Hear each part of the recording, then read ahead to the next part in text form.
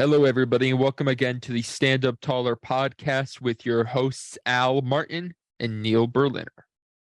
Hello, everybody. Al Martin here in sunny South Florida. Actually doing the podcast with you guys from a remote location, Gulfstream Park, because as soon as it's over, I got to hit the Daily Double.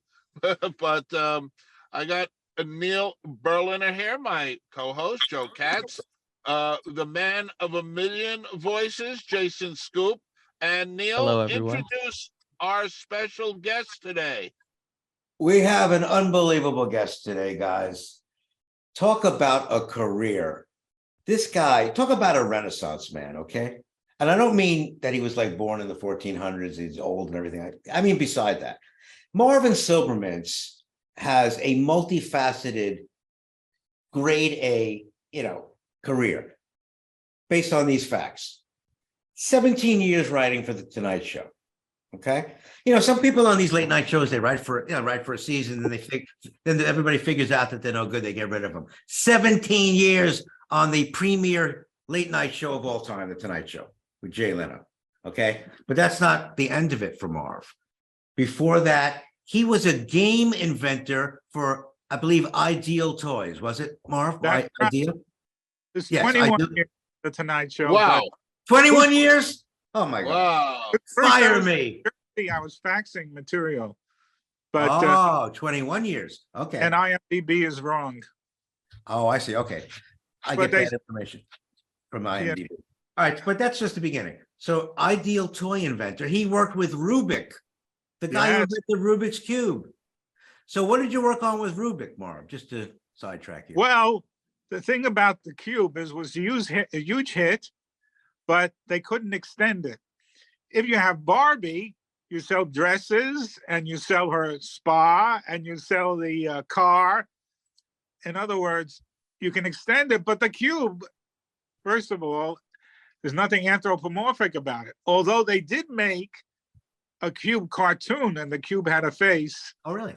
and little hand. Yeah, it was made in South America.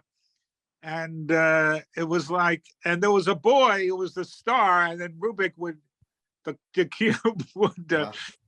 help him out So, magically. did you work with Rubik before the cube was invented? No. Or I after? got the job at this company in Queens just because I had read an article about the vice president, and I would save all these articles because it was before the internet. And I would just have stacks of articles about games and magic tricks, whatever. And then there was an ad in the New York Times. Remember the ads in the New York Times? Yeah. Men, women, was separate ads for. Oh, really? Oh yeah, this is men. And employment men, and there was an employment women, a separate section. Oh, my God. So I you know. are Look that how old. far we've come. And Wow. now I'm waiting for Jason to make a comment as one of our presidents. But anyhow, do you do any of our white presidents? Look, nobody knows the cube, okay? We call it Rubik, right? Quite like me, except for maybe you, Marv. And it's a wonderful thing that you did back in the 80s, right? Back in the 80s. And the fake news back there, they won't report it, but there were different ads. There were different ads in the paper. And you could tell us, right? You could tell us, and you tell us so strongly and so bigly if you want to know the truth. Look at that. Is that good enough for you, Marvin? Is that good What? enough? That is incredible. And I know there's a joke you write for him, but he always embroiders it, and he puts in extra things at the beginning and the end and the middle. Yes, Jason takes the history, makes it better. There's Yes, a lot he of does. things all over the place, okay? And we're looking into it very strongly. Well, I don't do an imitation of Donald Trump, but I do an imitation of someone doing an imitation of Donald Trump. And it goes like this. It's an imitation of someone doing an imitation of Donald Trump. Not bad, not bad, not bad. I We don't want to Uh, sidetrack you, Marv, but yeah. Jason does every president, in recent history. He's amazing. Just a Marv, I do a lot of people, and you see that? that's right. Marv kind of looks a little bit like one of the evildoers. I see him. I see that guy on a wanted poster. One of the comedy artifacts I have here is the easiest president to do, Jimmy Carter. Do you see this, Billy? I would just buy comedy. Billy, you remember who Billy was? Does Jason know? He's a young guy. I know Jimmy Carter. That was Jimmy Carter's brother. Oh, I didn't even know Jimmy Carter had a brother. Yeah, a whack job, a real whack job. Yeah, an alcoholic. Yeah, Billy Beer. He was drinking the Billy, and Joey Adams wrote this. Huh. And Mort Drucker did the illustrations. Oh, mad guy, famous mad guy, Mort Drucker. Wow. Who's behind him in that poster? I can't. Who's the poster? On your wall, who's behind you? Oh, looks like I want to know if you can guess it. Ed McMahon. Is that Ed McMahon? It is Ed McMahon. Oh, okay. I couldn't see the picture. You were blocking it. I was going to guess Abe Beam, former mayor of New York. Al, if it was Abe Beam, you wouldn't be able to see the face. He'd be below Marv. Yes. He was 4'9", that guy, Abe Beam. Anyway, all right. So enough of this nonsense. Let's continue with Marv's career. So Marv, your career. Yeah. So what game did you work on with Rubik then? Well, these extensions of the cube, and everyone was trying to do something with the cube. Like, the game Boggle. So they tried putting letters on the cube so you could connect them like a word search. And that didn't work out. There was tic-tac-toe on the cube that they produced. Anyhow, I did a game called Rubik's Race, which is like a 15 puzzle. Click, click, click. It had tiles. And that is still sold. And there are knockoffs of it. Hammacher Schlemmer has its own. But I received $1 for the patent. And that's it. And $1 $1? Yeah, $1. So I got $2. Because my contract with the company said that anything I invent while working for them, I was in research and development, was owned by the company. But they paid me $1. Wow. Yeah, and then I invented this calendar cube. Can you see that? Yes. Yeah. Yes. It's a calendar, but actually it's a date reminder. We couldn't legally call it a calendar because you tell it what date it is. It doesn't tell you. And this, can you see that? Yeah. Yeah. So, and you change it for each day. And I got $1 for these. That seems pretty complicated. It's not. And there's a story. I remember sitting on the subway going to Queens, trying to figure out if this is possible. I thought of it. Now, this doesn't seem to your perspiring young inventors at home watching. It's not a great leap of the imagination, but no one thought of this. For years, people were trying to do something with a cube. So how did that sell? Did it sell well? No, it didn't sell well. It didn't. I was surprised because it's easier to do than the cube, and the cube was so hot. But this didn't sell well. Well, I kind of agree with Jason. I think if it were February 19th or something, it would take me until February 23rd to get the right date. Exactly. It would take me years. I would never figure it out. No, this is easy. You could do it.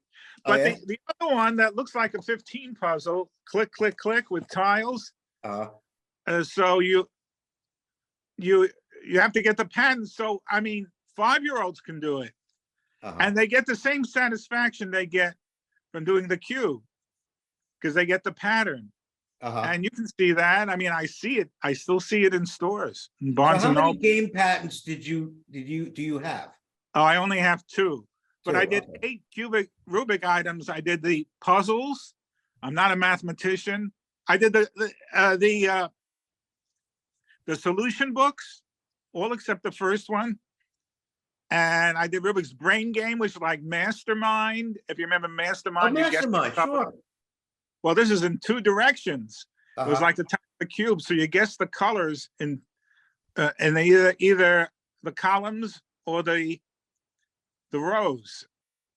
And I thought that would be a big hit, but it wasn't. So how And rich is Rubik? How much did he make off that? The tons. he gets half the money, and Hungary gets the other half. Hungary was the freest of the communist countries. Oh. So they gave him half the money. I have an original Hungarian cube. It says Buvis Coca, which is magic cube. And it came in just a little square box the size of the cube. But here in America, we, not like the communists, we celebrate the individual. So we made Rubik the star. It's Rubik's cube. He's trying to fool you.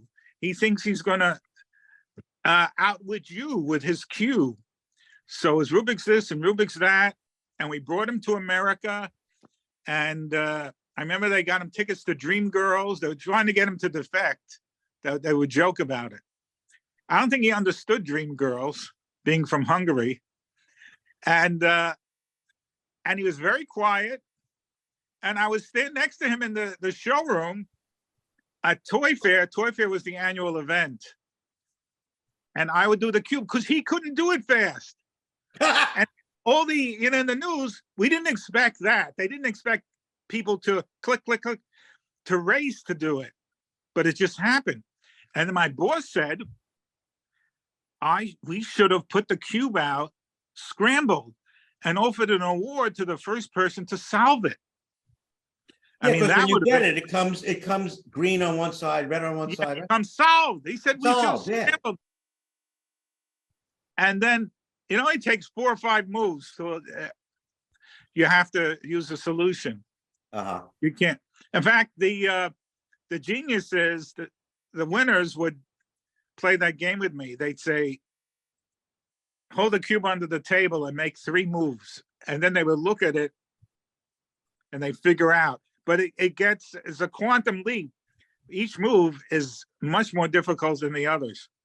So if you're a genius at this, you can do this without even looking at it, right? You could be blind or not even look and get the cube. We had at the Magic Castle, we had a Rubik's night, and I spoke, and they had 2 Japanese teenagers, or 20-year-olds.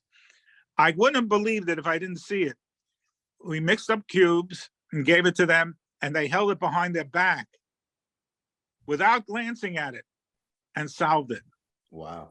And if it wasn't a group of magicians, I would think they were cheating. But apparently they use mnemonics to remember where each piece was. But you also have to remember how it's twisted. Except for the last one. If you know all 24, then the 25th one, you know. But and they would solve it behind their back, and the 2 of them did it. Wow, unbelievable. All right, so let me awesome. Now let me switch gears a little bit. All those years writing for the Tonight Show, right? We're all joke writers on here. Did any few jokes like stand out? I can't lend you any money. Yes. What's that? I can't lend you any money, but go ahead. No, I don't care about that. I want to know, do any jokes stand out in your mind that really went over awesomely? No, this is it. I can tell you, if there's a physical action or you yell, and Jay did say that, if you yell at the end of the joke, but it's organic to the joke, people will laugh. And Jason must know this. And with impressionists, do you call yourself an impressionist? Yeah. Yeah. So, that was really good. Who was that? But anyhow, if you make this famous person look stupid, you get a laugh. It doesn't have to be a joke, but just to make him look stupid, like Biden. Of course, he does a good job by himself. But and look at the idiots we have running the country now, and the perspective. It's unbelievable. Marv, I got hairy legs. They look. Come on, pal. God love you. Look. Excuse me. God love you. Look, they excuse me. They turn blonde in the summer. I love the way Jason Okay. I love the way Jason introduces Biden as himself, as Biden. Oh, And that's what it is. Come on, man. come on. Knows. You know, well, there's a lot to say about impressions. That's another digression. But when do you introduce the person and when do you just do it? In other words, there's a big difference. And if you're really an amateur, you have to introduce each person, each subject. Yeah. No, you he's are so really good. he's really good at intertwining them. Right. I always say that the impression doesn't make the joke makes the impression. You have a good joke, you have a great joke that happens to include Biden or Trump or anybody you're doing, and if it's woven in properly, then that's the only way I would do it. I hate when people say, "Oh, whoa, this would be Barack Obama ordering at Wendy's." My God. Or if Jerry Seinfeld worked for Blockbuster. No, you gotta have a great joke, and the impression is mixed in. Right. It's got to speak for itself. You even take on, I look at, the daily ones you do for us. You even take on the facial, it's amazing. The facial expressions, every body movement. You get George Bush looking to the side, looking for approval at his own jokes. It's not just the voices that you do. That's what makes you so great. You are a total impressionist package. The comedy, the voices, the expressions, and the body movements. When I was little, when I was in like third grade, I started watching Daryl Hammond on SNL. And I saw him doing, he would do Bill Clinton and he would do Regis Philbin and he would do, all the people he did. And I loved it. And I was like, I want to do that. But at that age, I guess my voice hadn't changed yet. But I was really good at imitate. I could move my face. I could make my face look like the people. And then by middle school, my voice changed a little bit and my voice caught up to the facial expressions. And that's when I never looked back.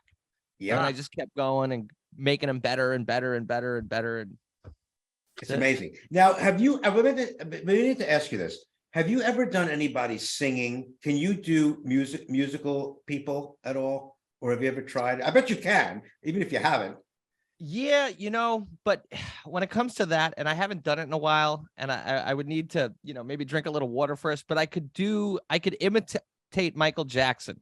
And that was on my first impression reel I ever did that I think on YouTube has like 10,000 views. Yeah, I did him singing, but I couldn't just come out cold and do that now. I would need to. Okay. Yeah. I think just doing Biden and Trump singing could be funny. Yeah. You got to hear, Marv, you got to hear his Obama. Now look, we're gonna need to do is sign a bill. Now it's not gonna be easy, but it doesn't need to be hard. The Stand Up Taller podcast, it's a good one. How many states in the United States, President Obama? I believe it's 50, but some people might say 53. Didn't he say like 53 states once? Yeah, I think he said 57 once. I'm not sure. Yeah, I was trying to make Obama look stupid by asking you that. That's all. Anyway, back to Marvin. Back to Marvin. Now, Marv, your awesomeness doesn't end there. You're a magician. You're a master magician. You play. No, I was not a master because I see some great magicians at the castle. Well, you play at the castle, so you're a great magician. Well. Yes, I did pass the audition. Now, the castle's a place in Los Angeles, right? Yeah. Yes. Harrison Greenbaum was telling me about that place. Oh, yes. I tried to get him for today with Marv. Last week I called him. He hasn't gotten back to me, but I wanted Harrison to come on with Marv. You know him, Marv, right? Didn't he just move to LA?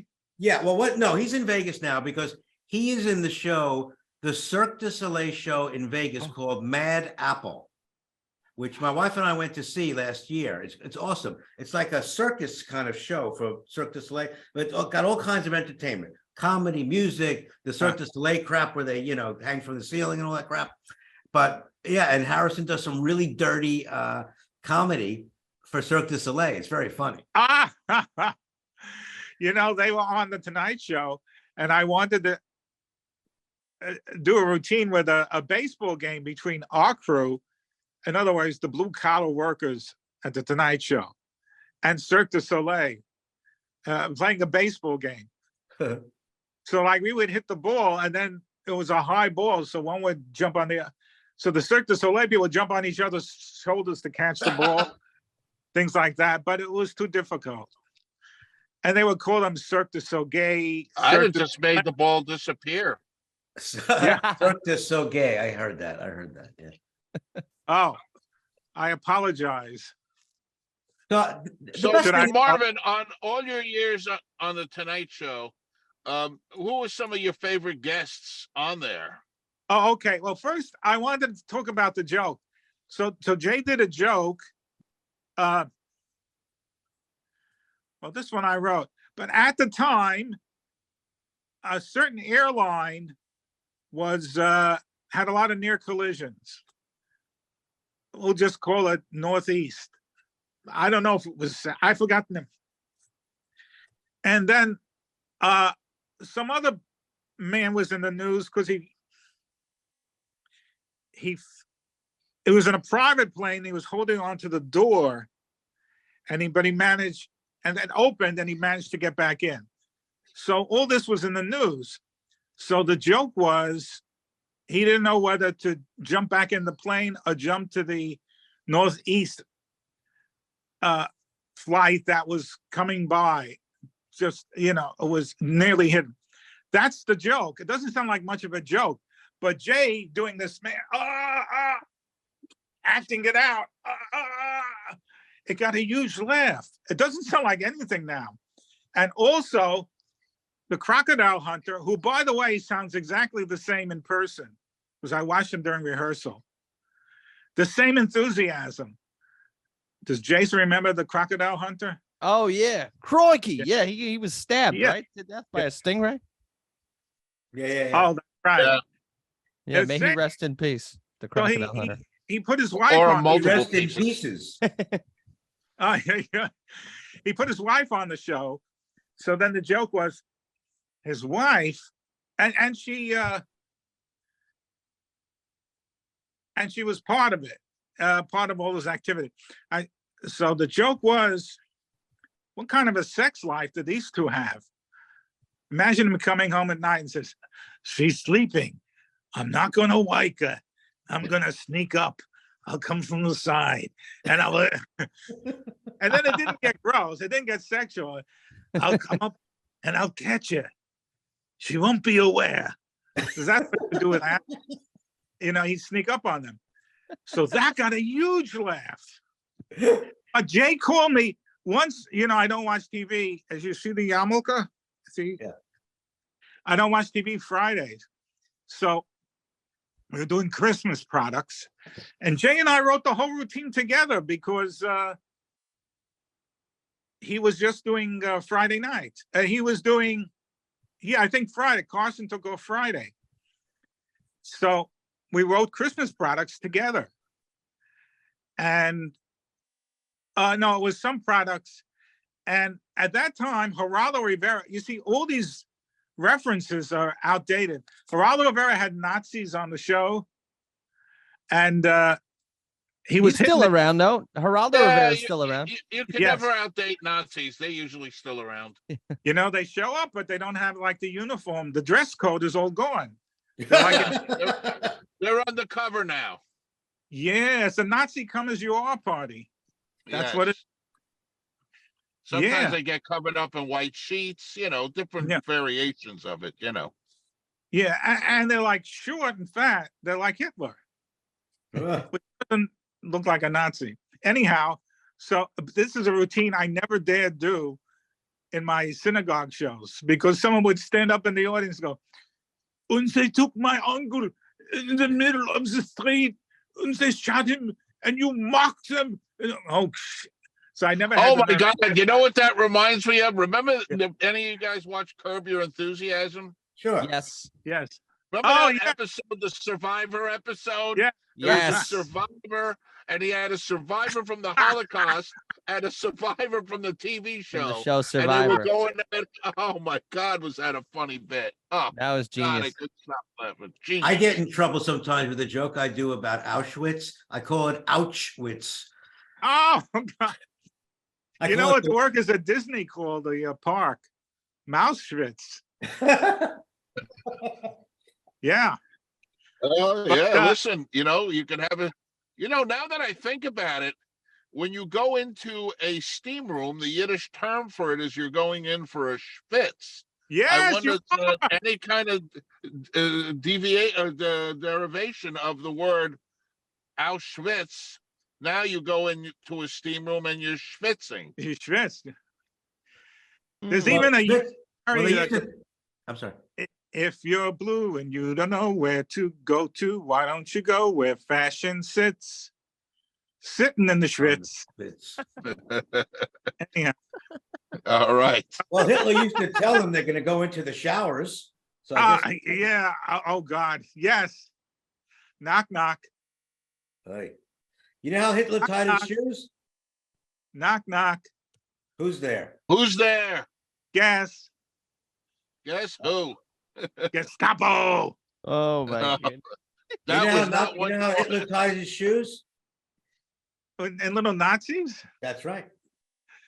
We used to do these jokes as kids, but believe me, we were whistling in the dark because we were terrified because we were taught by survivors, and we were taught that it could happen here.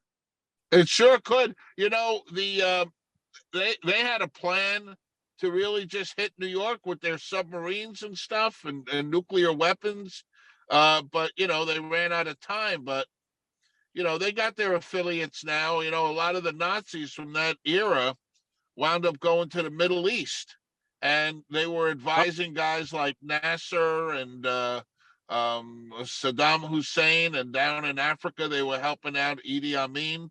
So they went in, the Fourth Reich went into the development of creating terror throughout the world. I actually did hear, Al, speaking of what you just said about they wanted to attack New York and stuff, I heard that the Nazis had a plan to actually, way back in the 40s, to fly airplanes into buildings in New York City. Yeah, and then, wow, look who did it later on. One Right. of his disciples, second generation disciple of the Nazis, bin Laden. The Nazis have a very big influence in the Middle East. Yeah. I worked with the Grand Mufti in Jerusalem, and they were definitely connected. That's right. That's right. There's an Untouchables episode, the old Untouchables, about the Nazi party rallying at Madison Square Garden, which did happen, and you can see newsreels up, but they didn't put up a swastika. They used one of those other symbols like a lightning. They didn't go all the way. This was in the 30s. Right. But Madison Square Garden, they had their rally. That's right. You can see, yes. Anyhow, what was I going to say? And then you can see, like, I think Meyer Lansky sent some people down to kind of break it up, and cause a problem. And there was a whole shitstorm on the podium there, right? When the Bund was having their rally over there, they started, kicking butt. I think so. I got to read up on it. Anyhow, I'm going to tell you. But the thing is that Geraldo got hit. Yeah. I just saw an episode of this. Geraldo got hit in the face with a folding chair by one of the Nazis. Geraldo? Yeah, and he broke his nose. I remember hearing about that in the news. Yeah. So, a big bulb. So Marvin, what are some new things you're working on? Any new projects? Well, wait. Let me just finish this. Yeah. So Geraldo got hit in the face, and he went around on TV with a bandage on his nose. So one of the products I made was the Geraldo Target game, and I said put a target, and then you have like a dartboard with Geraldo's face and throw little chairs at it. Oh. So I didn't see the show because it was Friday night. Then Jay calls me Saturday night, and he says, I did the Geraldo joke. He goes, I go, oh, did you make a double? No, we just had a cardboard cutout, full size of Geraldo, and I hit it with a folding chair. The Oh, biggest laugh I ever got. Ah. Like there's nothing to the joke. There's nothing, but I mean, it's not Really? that clever. But people hated. He loved making fun of Geraldo. Geraldo once interviewed Charles Manson. This is one of my favorite jokes ever. Introduced. I didn't write it. Charles Manson in prison. And you know, we hadn't heard from Charles Manson. He was put away. Geraldo, for publicity, he went and interviewed him in prison. And Jay said, you know, I lost all respect for Charles Manson when I saw that. Oh, really? That was the That's the deciding great factor. joke. That's fantastic.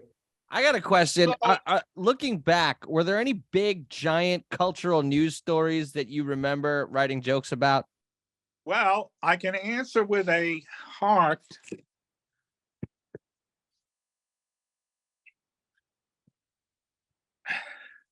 He's got a prop. Let me just find it. Yeah, get the prop. He's looking for his prop. I'll be right back.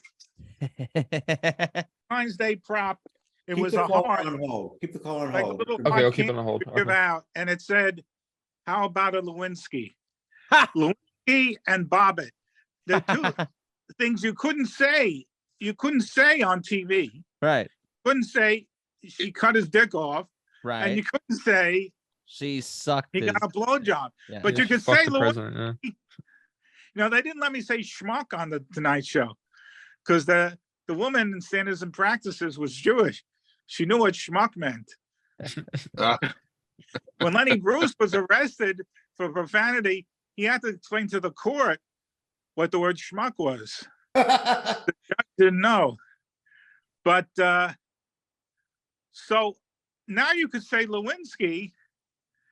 So Did not Bob- have sexual relations with that woman.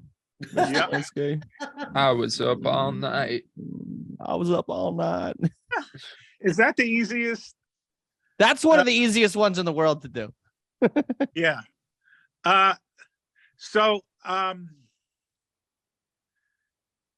I think that was all. I think that was the end of my Okay. thought. That's But- okay. So Marvin, any new stuff upcoming Well, that I'm you writing want to for tell us about in- in the pipeline? I'm writing for a pumpkin because A pumpkin. Okay. someone invented to my someone I know from the game business connected me with a man who made a talking pumpkin. There is a talking pumpkin for Halloween that has a projector in it, and he made a cheaper one with LEDs. So he wants a half hour of pumpkin jokes, Halloween jokes, and stories, and I even put in some mind reading tricks. And so I wrote for this pumpkin. Now, I hope you'll get more than $1 for that one. Well, it's just like real show business. He hasn't paid me yet. Oh, But You know, I wonder what Robert De Niro would think about this pumpkin thing. Look, this pumpkin, huh? Yeah. You writing for a pumpkin, huh? Huh? It's all the faces. Yo. It's a projector. Huh? It's a projector. one of our great comedy actors now. And with my, but there's no time for my 5-minute story. So Of course there is. Go for it. Go for it. Go ahead. Do your I got- 5-minute story. I'll I'm do going that. to handicap We'll the stay for it. Daily Double right now. So you go ahead and do that. Okay. Bye. Al, good luck. Good luck on your First, daily double. Toby Maguire was on the show, and they said, we want to make a gift for him. He just bought a new house. So Jay said to do something. And Jay loves black velvet paintings. No, he doesn't have them. He thinks black velvet paintings are hilarious. And apparently if you go to Graceland, they have paintings on black velvet. So just to show you that comedy is easy, he gave this to, this is a copy of it, to Toby Maguire. And it's Spider-Man writing Okay. Seabiscuit. I got to see a little of that later today. That's for sure. Oh, so they said if he doesn't take it, you'll get the painting, but he took it. So the art department gave me this. So it shows you how easy, really, if you have a celebrity. And Oprah was going to the Democratic convention, and they said make props, gifts for her. So I just had earrings with little earplugs. And Jay shows it. See, the speeches can get boring at a convention. So see these earrings have earplugs. You can just put them in your ear. So that was a moderate laugh. Then Oprah took it and put it, and then she put it in her ear. And that was a huge laugh because it was Oprah. So comedy can be easy. Now I can tell my Stevie Wonder story, which is about 4 minutes. So Jay would do this fake commercial for a lawyer, Larry the lawyer. And the real commercial would have, I got hit by a truck. Larry the lawyer got me $200,000. They have these testimonials. So we would get celebrities to do it. Whenever they were on the show, we tape them, and then we put all these celebrity videos together in one commercial. So, and they would ask me to write those. I got good at them. It's like, for instance, Yasmin Bleeth was on the show. She was on, what was the Hasselhoff show? Baywatch. Baywatch. Yeah. Baywatch. And then I'm trying, it was always something like Harrison Ford said, that truck, somebody really punched me in a movie, and Larry the lawyer got me 200. Sylvester Stallone would go, I really got punched, and Larry the lawyer got me $40,000. Then I have Yasmin Bleeth, and I'm thinking for a half hour about jokes about her wearing a bikini, and then I go, my parents named me Yasmin Bleeth. Larry the lawyer got me $100,000. So, all right, was on the show. So now I'm trying to make this simple. Now I'm going to tell you about a Saturday Night Live commercial, but don't interrupt me because that will come at the. Just let me explain it, and then don't tell me. Saturday Night Live had a commercial for Canon, which was a film camera, so advanced it's simple. That was their point. Yeah. And they'd have people who didn't know how to use cameras using this Canon, which had autofocus and things. So in the commercial, it was Stevie Wonder filming a tennis game. And Stevie Wonder, the braids, and he's clicking away, and he gets these photos, but they're all wrong. So Stevie Wonder's on our show. So I'm thinking if he did that commercial, maybe he'd do a Larry the Lawyer commercial and joke about being blind. So I went to the producer and I said, could you ask Stevie Wonder's people if he'd say, my songs earned the record company $300 million and I never saw a penny. So he goes, well, I'll go ask them. So then after the show, there's Stevie Wonder sitting in the fight and he's doing it. My record covers $300 million. I never saw a penny. The next day they called and they said, "Don't." There's a lot of work with handicapped children. I know because my son has a slight handicap, and Stevie Wonder comes to these conventions where they have devices that assist handicapped people. And we love Stevie Wonder. So, and then I'm sitting in the writer's room, and I said, I wouldn't have thought of doing that joke, except Stevie Wonder did that commercial on Saturday Night Live where he had the camera. And then one of the writers said to me, Schmuck, that was Eddie Murphy with a wig.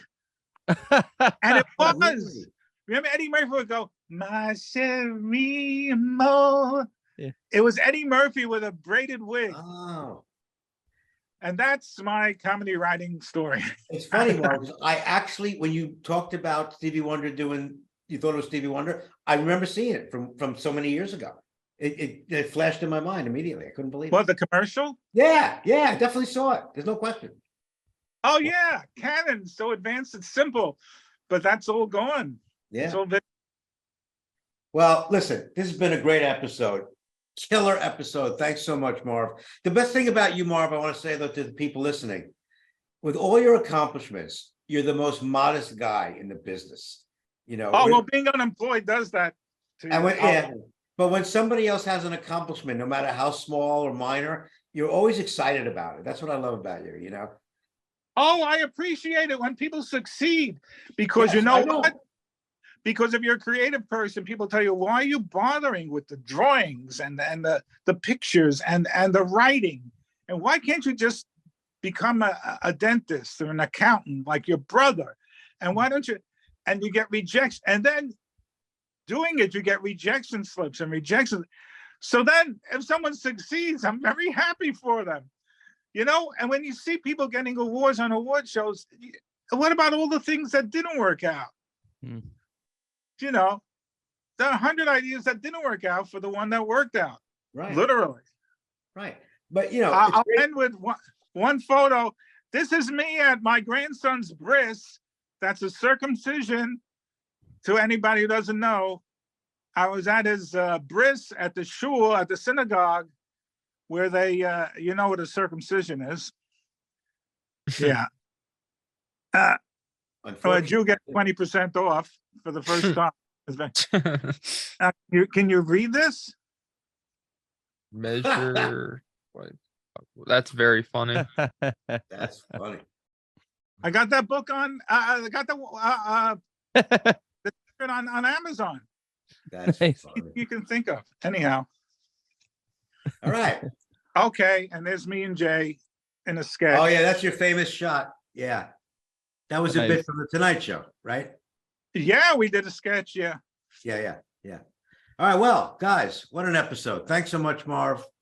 The episode will be up soon.